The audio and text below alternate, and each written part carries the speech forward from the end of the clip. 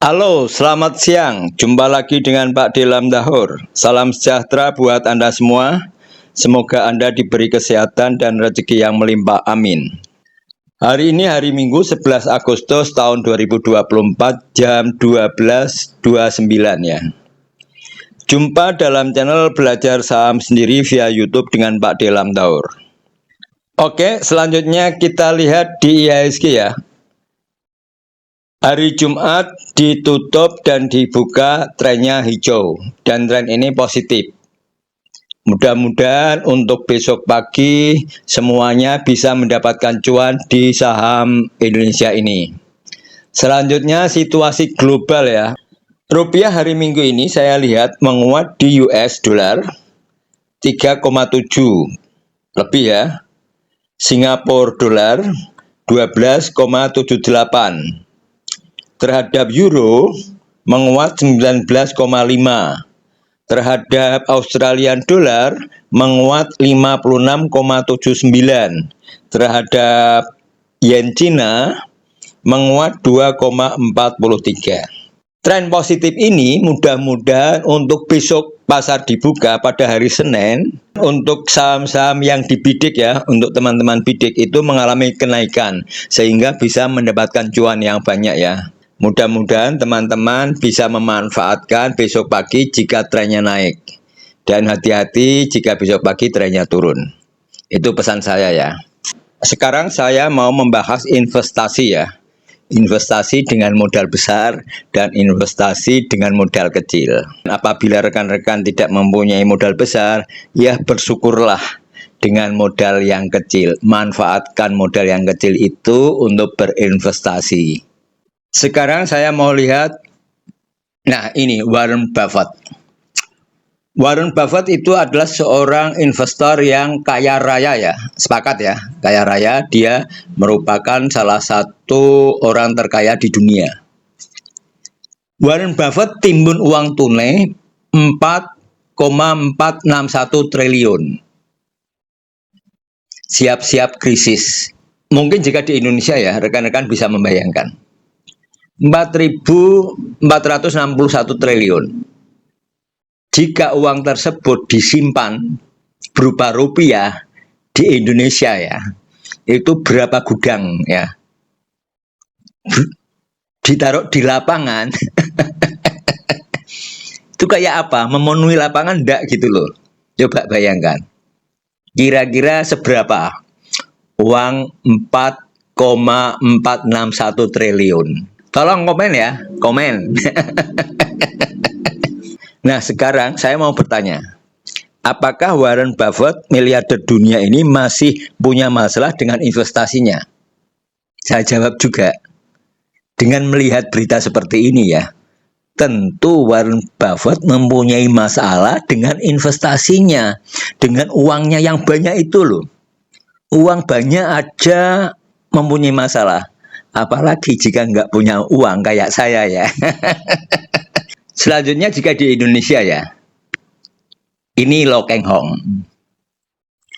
Apakah Lo Keng Hong, miliarder Indonesia, masih punya masalah dengan investasinya? Ya tentunya Lo Keng Hong juga mempunyai masalah dengan investasinya.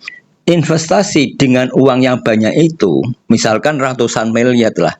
Dia itu sulit untuk menaruh saham. Untuk membeli saham Mercy seharga bajai. Nah, itu sulit juga loh. Jadi dia tidak sembarangan membeli saham asal-asalan. Taruhlah gini, 500 juta di saham A, 500 juta di saham B, 500 juta di saham C. Tidak asal-asalan kayak gitu. Dia menaruh dengan uang yang ratusan miliar itu di saham-saham tertentu, di saham-saham yang punya likuiditas. Kalau nggak seperti itu, dia nanti sulit untuk menjual sahamnya. Bahkan saya pernah mendengar dia waktu menjual sahamnya itu sampai beberapa hari. Kalau tidak seperti itu, dengan frontal dia menjual, ya kemungkinan pasarnya langsung turun.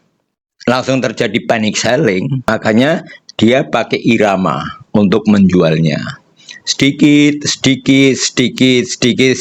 sampai habis. Sekarang kita bisa membandingkan orang yang punya uang banyak ini sama ini dengan kita, dengan saya ya, atau dengan teman-teman yang masih modal kecil ya. Dengan mudah untuk membeli atau menjual saham. Karena uangnya kecil ya, langsung jual 100 lot, mat. Atau beli 1 slot, langsung mat gitu. Tapi untuk modal besar, tidak seperti itu. Oke, apakah investasi dengan modal kecil lebih mudah dibandingkan investasi dengan modal besar? Pertanyaan ini pernah diajukan pada seorang Warren Buffett ya.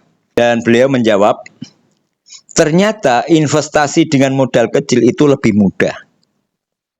Jika investasi dengan modal besar, misalnya ratusan juta dolar, maka harus benar-benar selektif. Memilih saham big cap yang siap atau bisa menampung investasinya tersebut. Jadi tidak asal-asalan masuk pada setiap emiten saham, jika akhirnya nanti sulit untuk keluar menjual sahamnya. Jika investasi dengan modal kecil, maka dia lebih banyak pilihan. Ya. Mau taruh di saham A, saham B, saham C, saham D. Nah, mereka berdua mempunyai modal yang sangat besar. Cuman masalahnya mereka berbeda dengan masalah kita. Kita ini maksudnya saya dan teman-teman yang modalnya kecil gitu ya, maksudnya saya ya. Dengan masalah kita yang hanya modal kecil tersebut, masalahnya apa coba? Coba tebak. Jadi intinya kita-kita ini para pemodal kecil dan para sahabat-sahabat pemula yang masih mempunyai modal kecil ya, alhamdulillah masih beruntung dan masih bisa menyisakan uangnya untuk berinvestasi saham. Investasi di emiten apapun yang disukai. Karena masing-masing investor saham berbeda ya, berbeda moodnya dan berbeda kepentingannya dan berbeda keinginannya. Yang penting adalah modal yang akan atau yang sudah diinvestasikan tersebut tidak sulit untuk keluar maupun masuk. Nah, untuk pemodal kecil ini problemnya adalah tergesa-gesa. Tergesa-gesa ingin cepat kaya, tergesa-gesa ingin mendapatkan cuan. Jika terjadi penurunan di saham yang telah dia beli, maka dia akan cepat-cepat cut loss. Akhirnya boncos kayak saya. Kesabaran adalah faktor yang terpenting. Jika punya uang, sabar investasikan. Sedikit demi sedikit ya.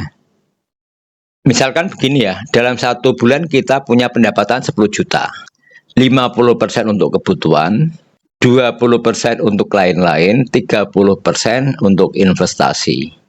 30% itu berarti 3 juta. Setiap bulan menyisihkan 3 juta untuk investasi. Kalau 1 tahun berarti 36 juta. Padahal 3 juta loh 1 bulan loh. Kalau 10 tahun 360 juta loh. Jika sekarang baru umur 25 tahun ya. Dapat dividen, dapat capital gain, Anda 20 tahun itu jadi miliarder loh. Hanya dengan menyisihkan uang 3 juta per bulan, Anda bisa jadi miliarder 20 tahun kemudian. Bayangkan, enak kan? Nanti saya kasih judul, untuk jadi miliarder itu sangat mudah. Gitu ya, cocok ini. Oke, saya kira cukup sekian ya. Jika ada salah-salah kata, saya minta maaf ya.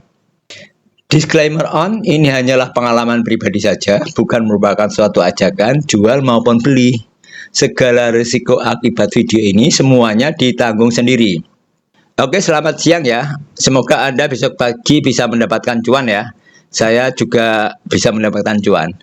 Semoga Anda semua sehat-sehat selalu ya. Saya juga mudah-mudahan sehat selalu.